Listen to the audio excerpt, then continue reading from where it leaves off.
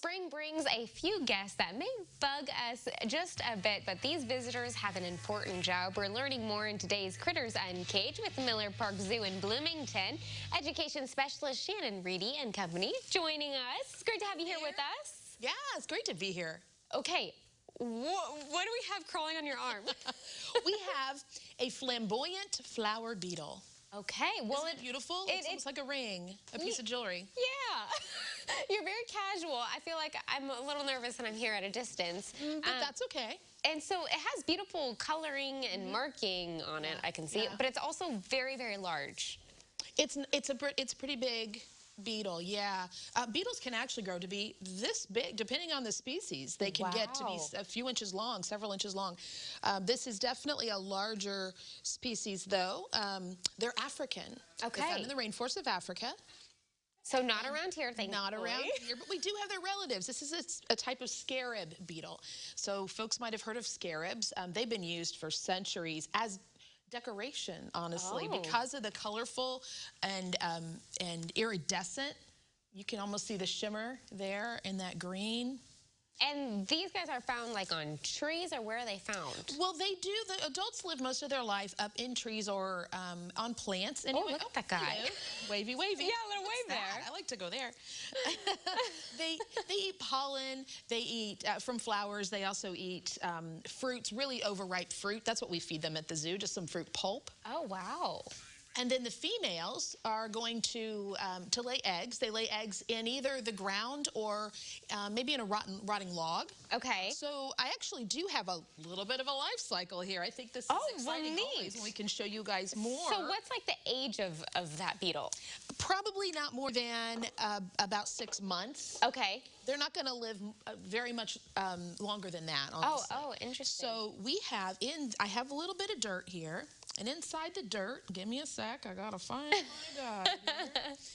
Ah, there he is. So when they're born, they're actually not very big. When they hatch out of their eggs, they're tiny little guys, maybe about a 1/4 inch long. So this is a grub. It's a larva of one of those beetles. We find larvae when we dig in our gardens. Yes, it's all baby beetles.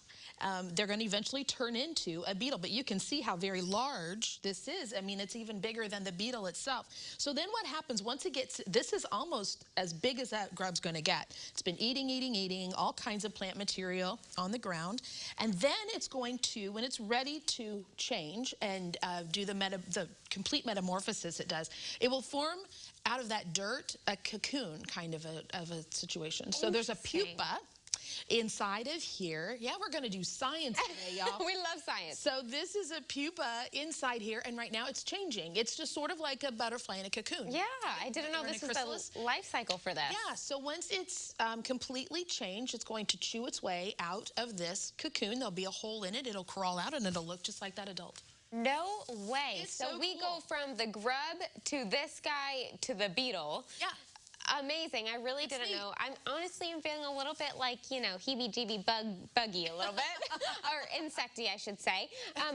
But of course, before we wrap up, I want to make sure we hit all the fun stuff happening with you guys. You know, we're always open, and we always say that, but we're starting to get into the busy, crazy, awesome season where we have all sorts of events coming up. Yes. Yeah. So a birthday, Bunny's birthday. That's right. On Saturday, we have our annual Bunny's birthday event. It's our Easter time event. We have rabbits at the zoo. We love to celebrate them. So we have a Bunny's birthday. We're going to get to bring out Willie and Pickle for you guys to meet. What cute name. A few other critters as well. Awesome. And so crafts and games and things like that. Easter egg hunts, of course. And I think the Easter Bunny's coming too. Ooh, special appearance there. Do people need to register or anything for that? Just show up. Just show up. Zoo admission. Okay, and then of course, if people want to have some fun this summer, you have some cool summer programs that you need to register for. Oh yeah, we have a lot of summer education programs, and registration opens on the 13th. So coming up this next week, you can check out the Parks and Rec website, the Bloomington Parks and Rec website, for that detailed brochure and all of the class information for all of the programs. We have such cool Parks and Rec programs. Awesome. I know you guys do here and we do there. And the zoo programs are part of that listing. So make sure to check those out. We have classes and camps from little kids all the way from 3 all the way up through high school. That's so cool. Wow, spanning age groups there. And of course, I want to make sure we touch on this cool art contest that's happening. Oh my gosh, this is neat. So every year we have Party for the Planet, which is an AZA, excuse me, affiliated program. It's a celebration around Earth Day. Okay. And so what we're having this year is a recycled art contest.